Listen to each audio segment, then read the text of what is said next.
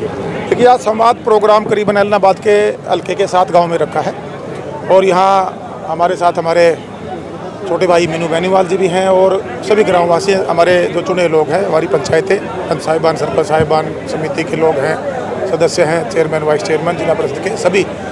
गांव का डेवलपमेंट कैसे हो, ये सरकार की सोच है और आज करीबन 30 करोड़ रुपए के शिलान्यास और उद्घाटन करने का काम किया, जिसमें कम्युनिटी सेंटर मुख्यतः 5 या 6 बिल्डिंगें जो बनने जा रही हैं। एक बड़ा परिवर्तन जो गांव के डेवलपमेंट के आने वाले समय में आप लोगों को नज़र आएगा।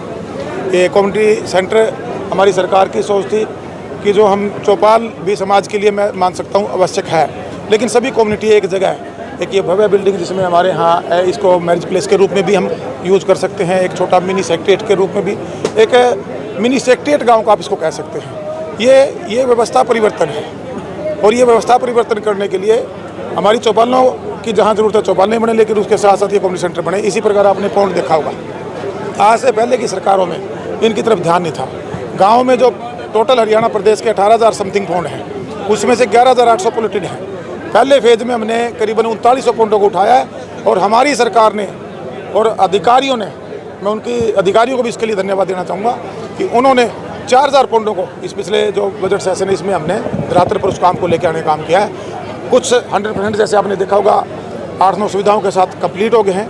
इसमें घूमने का ट्रैक भी बना है, सीटिंग भी बनी है, सोलर लाइट भी लगी है, प्लांटेशन भी हुई है, डिसलीजिंग भी हुई है, डी वाटरिंग भी हुई है। जो गांव के अंदर एक ये कहूँगा इन पानी के बहराव की वजह से एक नरक की ज़िंदगी जो हमारे ग्रामवासी जीने में के लिए मजबूर थे, उससे निजात दिलाने का ये हरियाणा सरकार ने काम किया है। इसी प्रकार ई लाइब्रेरी की अगर बात करें, जो स्कूलिंग के बाद बच्चों को बाहर कोचिंग के लिए जाना पड़ता था, एक बड़ा बदलाव कहूँगा हरियाणा प्रदेश ने, बड़ा फैसला कहूँगा लेने का काम किया। जो पुरानी बिल्डिंगें जो खंड रोड लग रही थी, 4,000 बिल्डिंगों को चिन्हित करके 3,000 जो फिजिबल पाई गई, 1,200 में हम लाइब्रेरी की रेनोवेट कर चुके हैं और 800 के आसपास जिम और शायद 500 या 600 के आसपास जो महिला संस्कृति भवन। और जो फैसला हरियाणा सरकार ने लिया, मुझे फ़ख्र है कि उस फैसले को देश के प्रधानमंत्री नरेंद्र मोदी जी ने पूरे देश में लागू करने का काम किया। ये ऐसी हरियाणा प्रदेश की सरकार की जो सोच थी और जो गांव के अंदर शहरीकरण के भाषण दिए जाते थे, उस भाषण को हकीकत में बदलने का काम अगर किया है तो हमारी सरकार। सर, लोग जो मिले आपसे किस तरह की डिमांड्स लोग कर रहे हैं, गांव में समस्या क्या बता रहे हैं? देखिए, कई जगह पीने के पानी की समस्याएं आई हैं। कुछ यहाँ इस एरिया में हमारे जो सिंचाई का पानी है उनकी डिमांड आई है। जो हमारे आर्जवाया बोल देते हैं उस छोटी नहर को, उनको रेनोवेशन किया है, वो कुछ मांगे उनके बात आई है। गांव के अंदर डेवलपमेंट के लिए फिरनियों की बात आई है। गांव में शमशान घाटों के अंदर रस्तों की बात आई है, उसमें उनको दुरुस्त किया जाए।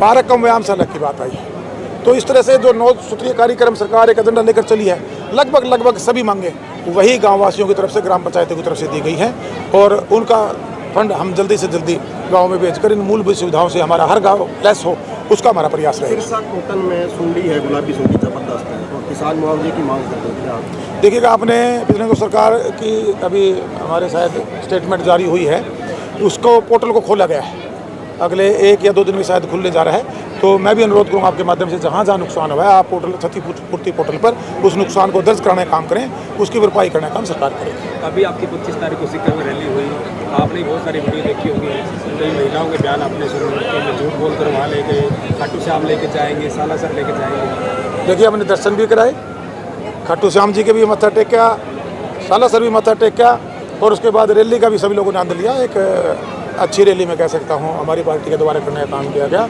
और एक राजस्थान में तो जननायक जनता पार्टी ने हमने मिलकर यहाँ सरकार बनाई थी, प्रदेश को आगे बढ़ाने में काम किया। आने वाले समय में हम तो राजस्थान के लोगों से अनुरोध करके आए हैं कि आप एक मौका दें, यहाँ का भी जो ताला है वो हमारी चाबी से खुले। हम तो इसी उम्मीद के साथ लोगों के बीच में फैसला जनता ने लेना है, तो क्या करेंगे वो समय बताएगा। एलनाबाद की बात करें, बीजेपी के प्रदेश अध्यक्ष हैं धनखड़, वो भी एलनाबाद में पन्ना प्रमुख सम्मेलन वो कर रहे हैं। आज एलनाबाद हल्के में आप भी यहाँ दस्तक दे रहे हैं, तो बीजेपी जेजेपी इनेलो के गढ़ में आखिर अचानक ये गढ़ किसका है?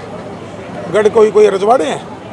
लोकतंत्र है, जनता का हक है, जिसको वो सत्ता देना चाहती है, जिससे लेना चाहती है उनका राइट है। ये गढ़ खत्म हो गया, कोई गढ़ नहीं है। लेकिन लगातार जितने डेवलपमेंट के लिए एक गाँव में 35 डिमांड आती, ये जो 35 एक गाँव में ग्रामवासी डिमांड कर रहे हैं, अगर वो जीतते हैं तो इसका मतलब उन्होंने अपनी सीट पे ईमानदार से काम नहीं किया। मैंने तो आगे महसूस किया कि यहाँ पर रहे हुए जो सत्तासीन लोग रहे हुए हैं, यहाँ एक गांव में आप देखो, मैं आपको डिमांड लेटर दूंगा गांव की तरफ से। 35 मांगे के गांव में से आ रही है, कुछ भी नहीं किया हुआ गांव के अंदर। जो विकास कार्य हैं इस सरकार में, जो गठबंधन सरकार बनी, जो फंड 3-3, 4-4, 5-5 करोड़ रुपये गाँव में भेजने का काम किया हमने किया है।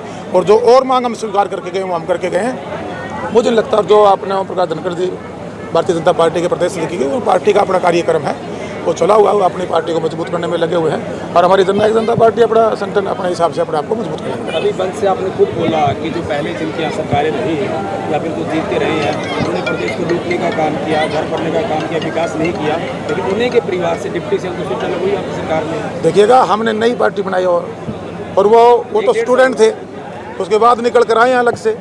अब आज ये एलिगेशन भी तो नहीं लगा सकते ना, वो तो अपना एक नई सोच के साथ प्रदेश को आगे ले जाना चाहते हैं। ये बात पहले जिन्होंने किया होगा, जनता पहले भी साहब ले लिया, वो कहाँ खड़े थे आज कहाँ खड़े हैं मुझे बताने की जरूरत नहीं है। और आने वाला समय 2024 का चुनाव जनता को शीशे की तरह क्लियर हो गया है कि कौन काम चाहता है और कौन अपनी जेब भरना चाहता है। काम करने वालों को लोग मौका देंगे और जेब भरने वालों को लोग बाहर का रास्ता दिखाएंगे। आरोप दुष्यंत चौटाला लोग बाहर का रास्ता ये आरोप दुष्यंत चौटाला पर अभय चौटाला लगा रहे हैं वो कि 4 साल में लूटा है सिर्फ। वो मैं बताता हूँ, वो मेरे लिए मेरे बड़े भाई, लेकिन वो फ्रस्ट्रेट है जो मैं महसूस करता हूँ। लेकिन ये अभय लगाना है तो प्रूफ देना। कोई भी किसी के लिए कुछ भी बोल देता है, या तो आप एविडेंस दें और सरकार अपना काम कर देगी। ऐसे किसी को बिना मतलब वजह के एलिगेशन एक सम्मानित पद पर बैठे आदमी को नहीं।